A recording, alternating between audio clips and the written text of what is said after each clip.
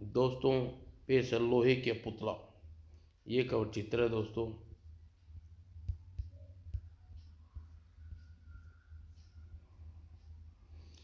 सरादुल्ला शस्त्र निर्माता रिपु दमन सिंह की इकलौती संतान थी। अपने पिता की मृत्यु के बाद उसे गांव छोड़ना पड़ा। उसके दुश्मन ने उसे भागते रहने पर मजबूर कर दिया, अतः अपने एक जगह पर न रह पाने की मजबूरी ने उसे एक लुटेरा बना दिया। सभी तरह के हथियार चलाने में निपुण वह लड़की न सिर्फ बीस योद्धाओं को एक साथ धूल चटा सकती थी, बल्कि किसी भी तरह की मुसीबत से निपटने की हिम्मत रखती थी। एक दिन शार्दुला एक एक कीमती घोड़ा चुरा कर भाग रही थी। जमींदार के सिपाही जोक की तरह मेरे पीछे लगी हुई है। अगर यह तूफान न चल रहा होता तो ये मेरी परछाई भी न पाते। तूफान ने मेरी गति धीमी कर रखी है। तेज हवाओं के झोंके के कारण घोड़ा आगे बढ़ नहीं पा रहा। और ये कुत्ते अचानक अरे ये क्या, आगे खाई, पीछे सिपाही, उफ, ये कमबख्त तूफान, दोनों तरफ मौत, घोड़े की खाई पर कुदाना होगा। उफ, जमींदार के आदमी एकदम सिरफराह पहुंचे और खाई को पार करने के लिए घोड़े को पीछे हटाने की जगह चाहिए। अब तो सिवाय लड़ने की और कोई चारा नहीं है। अब श्रद्धालु को तलवार से इन्हें भगवान ही बचा पाएगा। और फिर श्रद्धालु ने अपने सबसे नजदीक आए सैनिक पर झपटी। दोस्त पीछे हट, पीछे, मेरे घोड़े से पीछे हटने की जगह चाहिए। और जगह बनाकर उसने घोड़े को ऐड लगाई और कूद जा स्वराज, आज तेरी परीक्षा है। और घोड़ा खाई को पार करने के लिए आगे बढ़ लपका। और अगले ही पल लेकिन खाई से घोड़ा अनुमान से ज्यादा चौड़ी थी। ओह, इसकी आंख ओ इसकी आंखें के सामने अंधेरा छाने लगा। शाबाश ससुराज, बस अब अपने पैर मजबूती से चट्टान पर टिका लो। और घोड़े ने पांव एक क्षण के लिए नीचे, लेकिन जमीन पर टिके। अगले ही पल फिसल गया। आह! सरदार सादुल्ला खाई में गिर गई।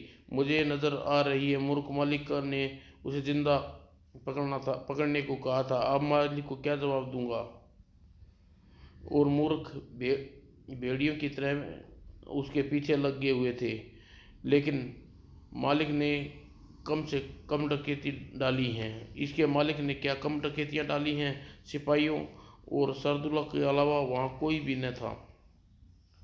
सिपाही के जाने के बाद आह, मैं कहाँ हूँ। मैं तो खाई में थी। हाँ, तुम खाई में गिर गई थी। वास्तविकता वह खाई वहीं खड़ी है।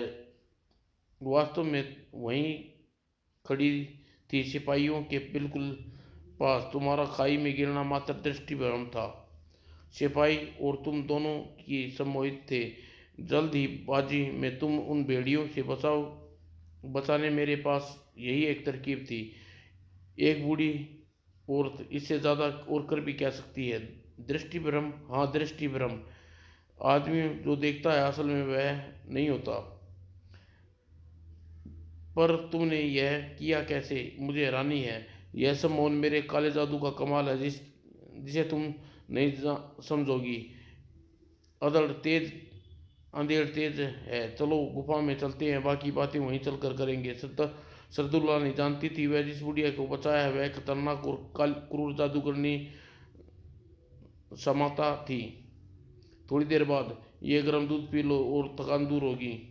तुम्हारे गले में लटकी यह चाबी रहस्यमय है। क्या इसे पहचानती हूँ? क्या तुम्हें इसका रहस्य मालूम है? नहीं? ओह, इस चाबी का मुझे वर्षों से इंतजार है। दूध में घुली बेहोशी इस पर धीरे धीरे असर करती रहेगी और ये इसे पुतले की कहानी में उलझाए रखती हूँ। यह चाबी एक लोहे की पुतले की है जिसे जिंदा आदमी की तरह चलता फिरता है।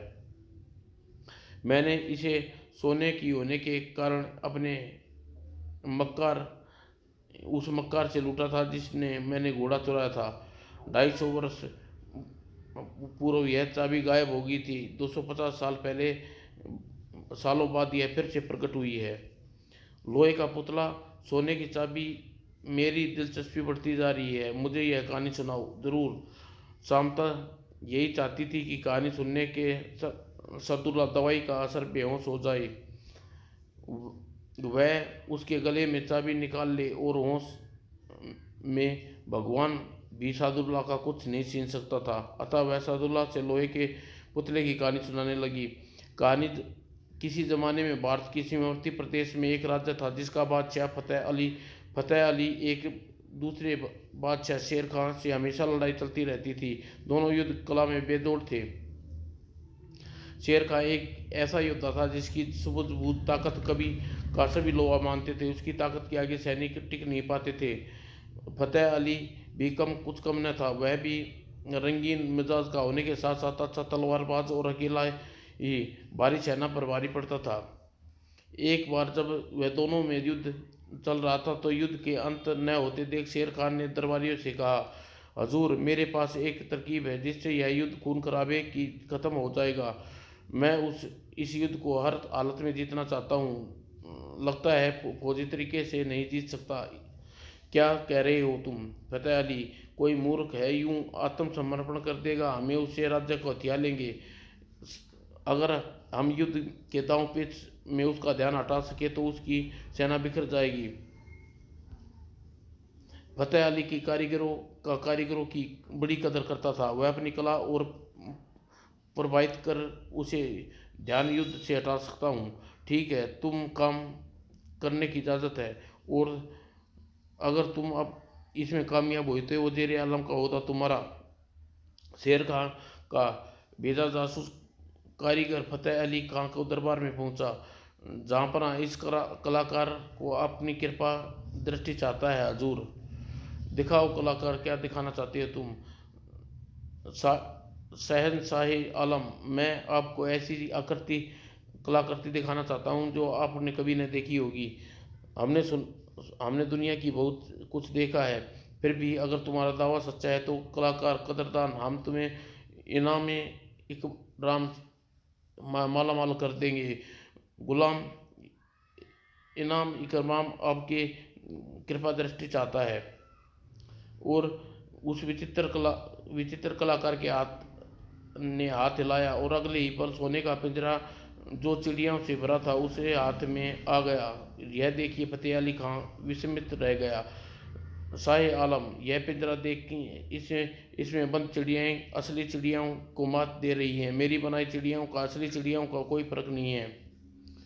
क्या ये असली नहीं है? फतेह अली खान हैरान रह गया। और इस तरह वह कलाकार फतेह अली खान के महल में जम गया और वह रोज बादशाह को नई नई कलाकृतियाँ दिखाने लगा। कभी रीछ, कभी खरगोश, कभी बाज, कभी धीरे धीरे बादशाह उससे प्रभावित में आता रहा था। युद्ध में उसकी रुचि कम होती चली गई और युद्ध में फतेह अली खान की अनुपस्थिति का प्रभाव पड़ने लगा और नेता विहीन सेना का लड़ने का उत्साह ढीला हो पड़ने लगा। आंखें मुनती जा रही हैं, थकान ज़्यादा हो गई है, दवा अपने असर दिखा रही है, अब थोड़ी देर बाद बेहोश हो जाएगी। और फतेह अली खान सेना बादशाह की लापरवाही का शिकार होकर मैदान छोड़कर पीछे हटने लगी। भागो, शेर खान का नया हमला बोल दिया है, अपनी जान बचाओ। उधर कह का कलाकार सोच में पड़ रहा था। अब फतेह अली खान का पुतला बनाने का वक्त आ गया है। और जासूस कलाकार ने लोहे का एक ऐसा विशाल पुतला बनाया जो चाल ढाल और हर अदा में हूबहू फतेह अली खान जैसा था। उसका प्रतिरूप जहाँ पना इससे चाबी लगाओ और ये अपने विशाल रूप में चलता फिरता दिखाई देगा। आश्चर्यजनक। कुछ ही दिनों में लोहे का पुतला फतेह अली खान के दरबार में सैनिकों की रौनक बन गया। युद्ध से बेखबर फतेह अली खान उलझा रहा और सेना हारती और पीछे हटती रही। हजूर, शेर खान के जाबाज सैनिक महल में घुस आए हैं और किसी भी क्षण यहाँ पहुँच सकते हैं। कहर अली फतेह अली सख्ती में आ गया, लेकिन तुरंत महल में अटारी पर पहुंचा। वास्तव में शेर खान के सैनिक महल के आंगन में घुस आए थे। फतेह अली का खेल खत्म हो गया। और फिर शेर खान फतेह अली खान की बेड़ियां पर आकर उसके अपने महल में कैद कर लिया। अपनी लापरवाही का ऐसा खौफनाक अंत फतेह अली खान ने सपने भी नहीं सोचा था। उस कारीगर ने मुझे गद्दारी की है, उसने मुझे अपनी में उलझाए रखा और मैदान जंग से दूर कर दिया। मेरी सेना युद्ध हार गई। ए खुदा, मेरी इस मदद कर, मैं इस नरक से निकल कर ताकि उस गद्दार कारीगर को और के मालिक को सजा दे सकूं। उधर शेर खान फतेह अली खान के महल में एक कक्ष में जासूस कारीगर के साथ जीत का जश्न मना रहा था। तुमने वाकई खुश हूँ कारीगर, वायदे के मुताबिक वजीर आलम का ओहदा दोबारा। उसी रात जब शेर खान महल में सो रहा था तो बिजली की गड़गड़ाहट गजी और उसका पट आवाज़ों की नींद से चरमराट गया। लोहे का पुतला शयन कक्ष में आ धमका और शयन कक्ष में फतेह अली खान, शायद फतेह अली खान की प्रार्थना थिरुन ने सुन ली थी। यह खुदा, यह क्या भला है। शेर खान विशाल पुतले को देखकर चीख पड़ा और यह चीख बाहर पहरेदारों ने सुनी। अरे, यह चीख तो बादशाह की है, तुरंत दरवाज़ा खुलवाओ। और दरवाज़ा खुलवाने की नौबत नहीं आई। पुतला दरवाज़ा तोड़कर खुद बाहर आ गया। उसके बाद जो हुआ तबाही, सर्वनाश और मौत का तांडव कहा जा सकता है। और अंदर शेर खान का कीमा बना पड़ा था और लोहे के पुतले ने महल की ईंट से ईंट बजा दी और महल को पत्थर कागज की तरह नोच तोड़ा। वो तबाही का हाहाकारी आलम में न कोई बचा, न शेर खान, न उसके सैनिक, न दरबारी। दो आदमी बचे, एक कारीगर का पुतला और दूसरा फतेह अली खान, जो इस अथरा तफरी में कैद से आज़ाद हो गया था। उसने अपनी आंखों से यह तबाही देखी। अपनी अपनी सुंदर अपने सुंदर महल की यह हालत देखते हैं फतेह अली क्रोध से कांप उठा। उसने सब कुछ खत्म हो गया था। उसका दुश्मन शेर खान जिंदा बचा था, न उसका सिपाही। ओह, इस पुतली ने सब कुछ खत्म कर दिया। अतः अंत में उसने तलवार उठाई और क्रोध से पुतले पर झपटा। उसका सर्वनाश कर रहा है, यह सब व्यर्थ है। तलवार पुतले की लोहे की टांगों से टकराई जो अनटंग थी। अचानक पुतले का निर्माता तबाही की भयानक वातावरण की कहानी प्रकट की। उसने पुतले की पीठ में मैंने छेद में चाबी निकाल ली।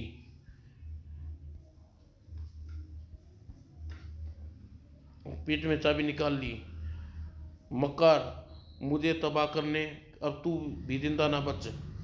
और पुतला एक आग पत्थर की मूर्ति की तरह खड़ा हो गया।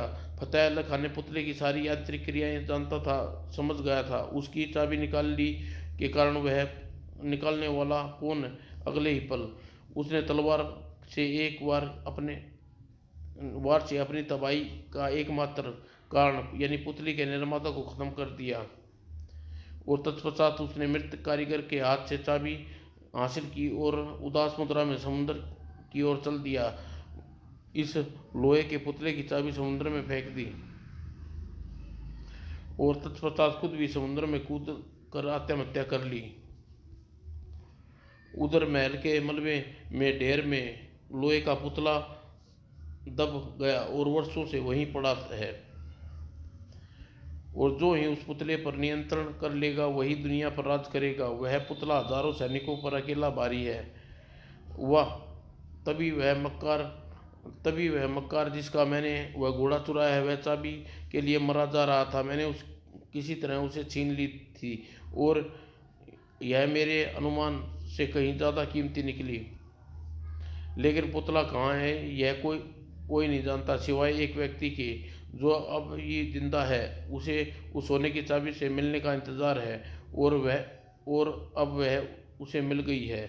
तभी, अरे, मुझे चक्कर आ रहा है, आराम कर लो सदुल्ला, बहुत थक गई है। तुम्हें मालूम है वह लोहे का पुतला कहाँ है।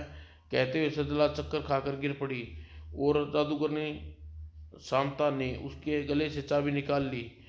अब दुनिया में दुनिया पर मेरा राज होगा। मेरे दुश्मनों को गिन गिन कर बदले लूंगी। और सादुल्ला उठी और अपने आप को जंजीरों में जकड़े हुए पाया। गुफा में पहले से ज्यादा जंजीरें ठंडी और बुढ़िया बुढ़िया नहीं कोई और थी। ओह, लोहे का पुतला। और आधे घंटे में कहीं जादूगरनी तभी अंधेरे में कहीं से जादूगरनी प्रकट हुई।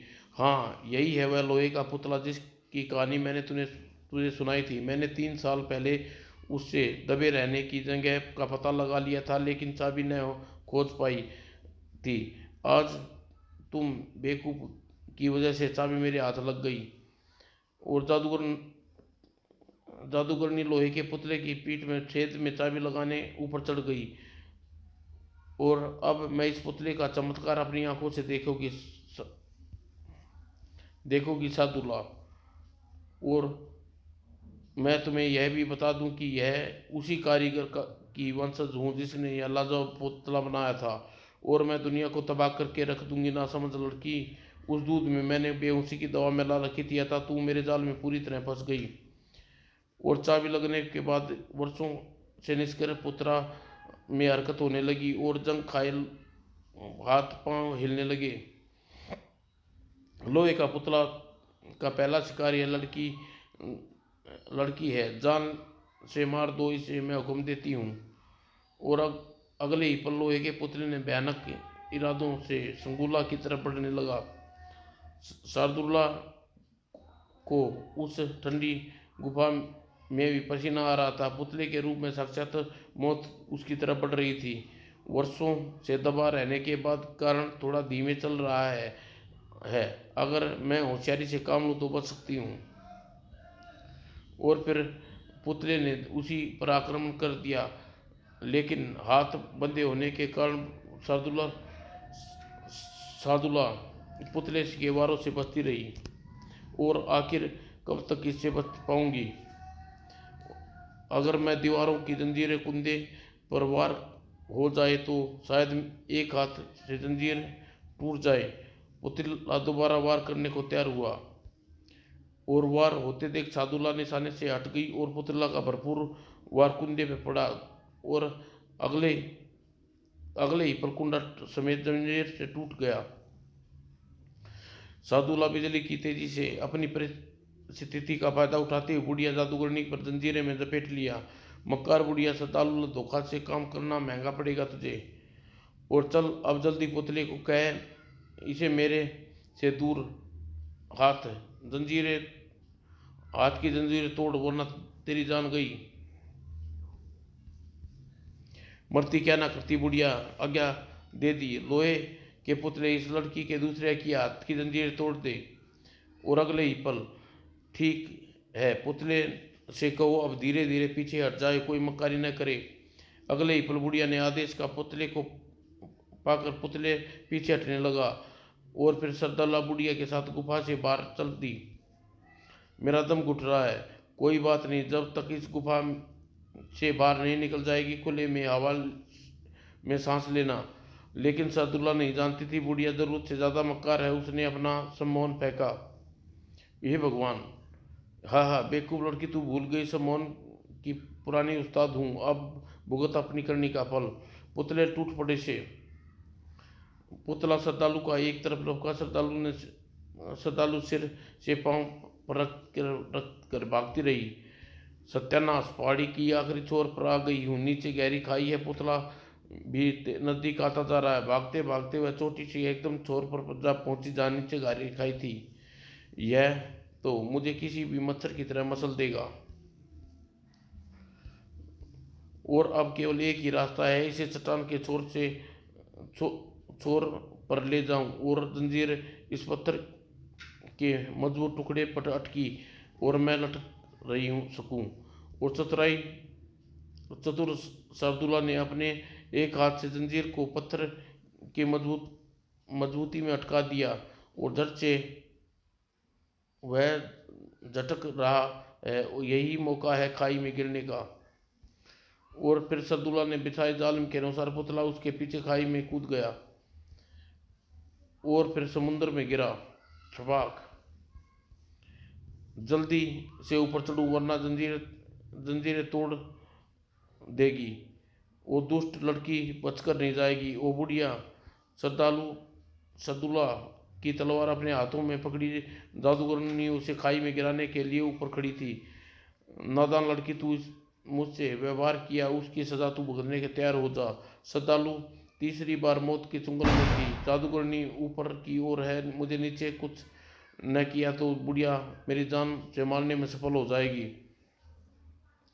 और अगर जादूगरनी की तलवार श्रद्धालु की जंजीर से अटकी और श्रद्धालु की फेंकी जंजीर बुढ़िया के हाथों में अटक गई और एक अच्छा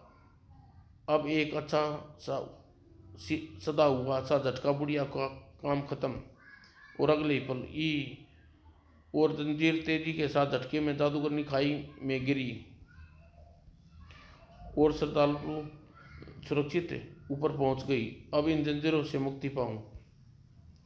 और तत्पश्चात अपनी मजबूत तलवार की प्रचंड चोटों से श्रद्धालु ने खुद को जंजीरों से मुक्त कराने लगी। तभी खड़ा की आवाज कैसे उस चौंका दिया। यह कौन है? ओह पुतले, जिस पुतले को उसने चतुराई से समुद्र में गिरा दिया था वह सामने खड़ा था। नहीं, ओह यह तो समुद्र में गिर गया था।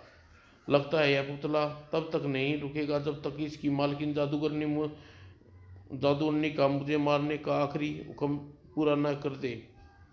श्रद्धालु यह समझती थी कि पुतला समुद्र में गिर गया है, वह वास्तव में उसके किनारे पर उथले पानी में गिरा था।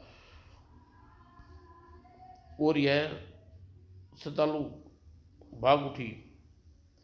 कुछ देर बाद, ओह आगे घाटी तो बंद है। तभी पुतला मुक्के से श्रद्धालु की दिशा में चला। वह अपने आप को बचा गई।